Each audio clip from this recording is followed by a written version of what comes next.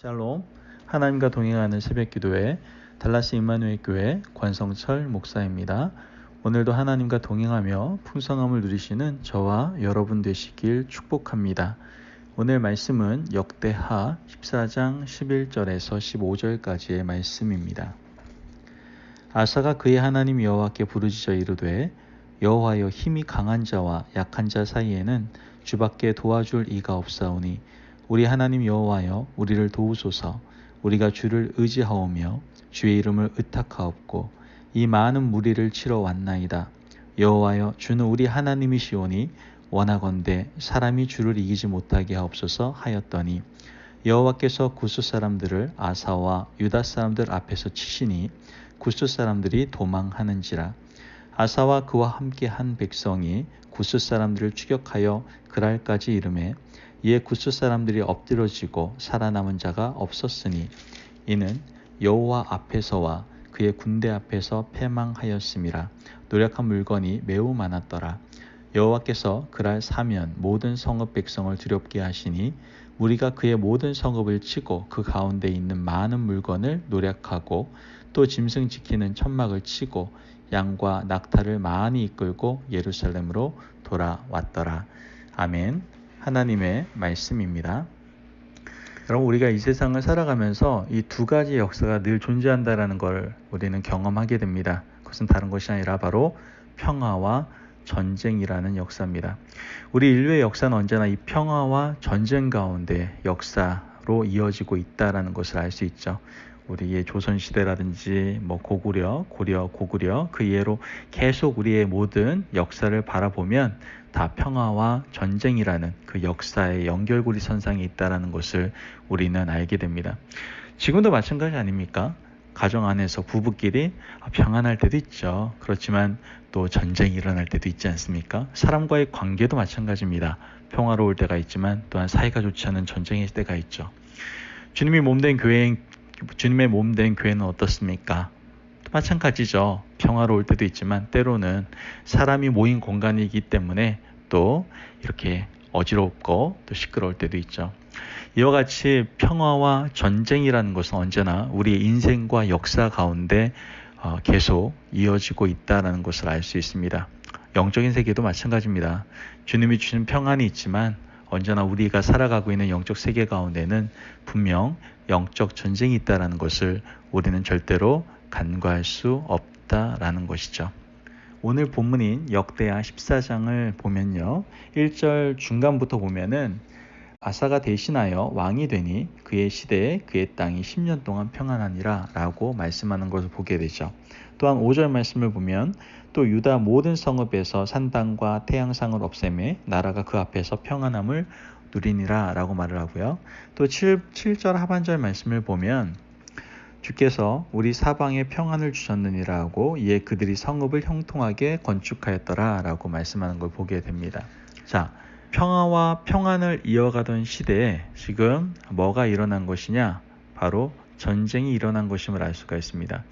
구스 사람 세라가 100만 명의 군대를 동원하여 남왕국 유다를 쳐들어온 것이죠. 이처럼 거국적인 전쟁 위기 앞에서 하나님 앞에 간절하게 기도하던 그 임금 아사의 기도 내용이 본문 중에 나오고 있는 것을 우리는 알 수가 있죠. 위기 앞에서 기도하지 않는 사람은 아마 단 한 사람도 없을 겁니다. 평안할 때 그 평안을 누리지만 위기와 불안과 질병과 역경 앞에서 여러분들 기도하지 않을 사람은 없다라는 거예요. 아사 임금이 바로 그런 인물이었습니다. 아사 왕은 늘 하나님을 잘 의지하고 찾고 믿음으로 살아가던 하나님의 사람이었음을 우리는 알 수 있죠. 아사 왕은 앞서 말씀드린 바와 같이 언제나 하나님을 찾는 기도의 사람이었음을 알게 됩니다. 늘 하나님을 찾고 의지하던 아사 왕은 전쟁이 일어나니까 더욱 다급해진 마음으로 어떻게 합니까? 다른 어떤 군사력이라든가 자기가 작전 이런 것들을 먼저 바라보는 것이 아니라 하나님 앞에 부르짖어 간구하는 것을 보게 되죠.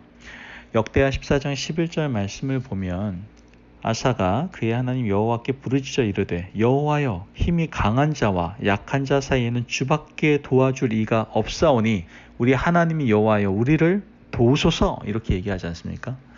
전쟁이 시작된 상황에서 부르짖어 기도하는 절박한 그러한 임금 아사의 심정과 신앙의 고백을 우리는 느낄 수가 있는 거예요. 오직 하나님 아버지 그 한 분만이 도움의 원천이시다라는 것을 분명하고 확고하게 믿음으로 고백하면서 부르짖어 간구하고 있는 것을 우리는 보게 되는 것이죠. 역대하 14장 보면 4절과 7절에 하나님을 찾는다는 표현이 3번이나 반복해서 나오는 것을 우리는 보게 됩니다. 아사왕의 특징은 바로 그거예요. 매사에 하나님을 찾는 왕이었다라는 거예요. 또한 이 아사왕의 마음 바탕에는 늘 하나님을 찾고 의지하였기 때문에 이와 같은 태평성대를 누리며 살아가는 것이다라는 분명한 믿음이 있었다라는 것이죠. 이 같은 장은 역대하 15장 끝까지 계속 이어지는 걸 보게 됩니다. 그 세월이 무려 35년의 긴 세월이었어요. 아사왕은 왕이 된 후에 장장 35년간을 여호와 하나님만 찾고 의지하고 도우심을 청하며 부르짖어 기도하는 신실한 믿음의 왕이었음을 우리는 알 수가 있게 됩니다. 5년간 계속된 전쟁이 끝나고 전쟁이 이긴 후에도 700마리의 소와 7,000마리의 양을 잡아 하나님께 제사를 드리면서 온 백성에게 하나님을 찾고 하나님의 도우심을 구하는 신앙생활을 전국적으로 아주 계속해서 강조하는 것을 우리는 볼 수가 있게 되죠. 역대하 15장 13절 말씀을 보면 이스라엘 하나님 여호와를 찾지 아니하는 자는 대소남녀를 막론하고 죽이는 것이 마땅하도다 하고, 여러분 지금 이렇게 명령을 했다니까요. 온 나라의 백성들은 왕의 이 같은 신앙 개혁적인 명령을 어떻게 보면 다 좋게 받아들였습니다. 온 무리들이 큰 소리로 외쳤고 피와 나팔을 불면서 하나님께 기쁨으로 맹세를 하게 되죠. 하나님은 이 같은 왕과 백성들의 모습을 귀하게 여기셨고 온 나라 그 사방에 다시 평안이 임하게 되는 것을 보게 됩니다. 믿음으로 살아가지 않는 이 사람들은요, 대개 모든 것의 중심이 뭐예요? 자기 자신임을 알 수 있습니다. 자기 자신이 중심이고 고로 자기 자신이 우상이죠. 그런 사람들은 자신만만하고 뭐든지 자기가 할 수 있다라고 생각을 하죠. 내가 공부하고 내가 건강 잘 지키고 내가 직장 잘 구하고 내가 사업 잘하고 내가 재물 관리 잘하고 내가 집도 사고 내가 차도 사고 내가 결혼도 잘하고 내가 자식도 잘 낳고 내가 뭣도 하고 내가 중심이 다 나 자신이다라는 거예요. 아주 씩씩하고 용감하게 살아갑니다. 그런 사람들에게 있어서 하나님은 더 이상 존재하지 않습니다. 하나님은 없는 것이죠. 하나님이란 단어조차도 없습니다. 그러나 오늘 계속해서 말씀을 드렸던 아사 왕은 달랐다라는 거예요. 아사 왕은 전쟁 앞에서 군대의 수를 세고 병거의 수를 다시 세는 것이 아니라 하나님 앞에 부르짖어 기도했다라는 거예요. 그 기도의 첫 내용이 무엇입니까? 하나님밖에는 우리를 도와줄 분이 없으십니다. 지금 당장 도와주십시오. 이 간절한 기도였다라는 거예요. 여러분, 우리는 이 기도를 해야 되지 않겠습니까? 지금 우리에게 이러한 기도가 필요하지 않습니까? 아사왕은 하나님만을 잘 의지하던 믿음의 사람이었습니다. 전쟁이 벌어지자 이웃나라와 동맹하고 연합군을 형성하려는 전략을 구상할 그러한 생각을 갖지 않고 하나님을 의지하는 절대절명의 기도를 드리기 시작하는 것을 보게 되죠. 역대하 14장 11절 말씀 우리가 다시 한번 보면 우리가 주를 의지하고 주의 이름을 의탁하옵고 이 많은 무리를 치러 왔나이다. 여러분, 이 말씀은 무엇입니까? 주님을 의지해야 우리가 살 수 있다라는 것을 이야기하고 있는 거예요. 하나님 의지하지 않아도 잘 먹고 잘 살고 잘 되고 발전하고 그런다고 한다면, 그런 교만한 말을 한다면 여러분들 큰 실수를 하고 있는 겁니다. 여러분, 하나님을 의지하지 않고 잘 되는 것은 제가 계속 반복하고 강조하잖아요. 예전부터. 여러분, 그건 잘 되는 게 아닙니다. 하나님을 의지하지 않고 잘 되는 것은 그것은 잘 되는 게 아니라 저주입니다. 저주. 하나님의 이름을 의탁하지 않고 번영하는 것은 여러분 진정한 번영이 아니라니까요. 여러분, 덩굴 식물들 보면 그 무언가 의지할 것이 있으면 그것을 의지하고 10m 이렇게 휘어가면서 올라가고 20m 올라가고 저희 교회 보세요. 옆에 그 웹채플 사무실 쪽 보면은 덩굴들이 막 이렇게 올라가는 게 보일 겁니다. 의지할 것만 있으면 그냥 감아서 올라가는 거예요. 우리도 마찬가지예요. 그러한 의지할 것이 있다면 그분만을 의지하면서 그렇게 올라갈 수 있어야 됩니다. 물론 건강과 재물과 지혜와 지식과 명예와 권력과 힘과 능력이 골고루 다 있어야 하고 필요한 것이지만 모든 힘과 권능의 원천은 오직 우리 주 여호와 하나님 아버지심을 우리는 꼭 믿고 고백할 수 있어야 된다는 것이죠. 우리가 의지할 분은 누구예요? 오직 여호와 하나님 한 분밖에 없습니다. 지금 이런 힘든 시기에 우리가 의지할 분은 누구예요? 정부에서 나온 론이 아닙니다. 정부에서 우리에게 제공해 주는 어떠한 재정이 아닙니다. 우리가 의지할 분은 오직 하나님 한 분입니다. 이런 믿음이 분명히 우리 가운데 있어야 된다는 것이죠. 그래야 신앙의 사람인 거예요. 다윗은 시편 20편 7절 말씀에 이렇게 얘기합니다. 어떤 사람은 병거, 어떤 사람은 말을 의지하나 우리는 여호와 우리 하나님 이름을 자랑하리로다 하고 라고 얘기하죠.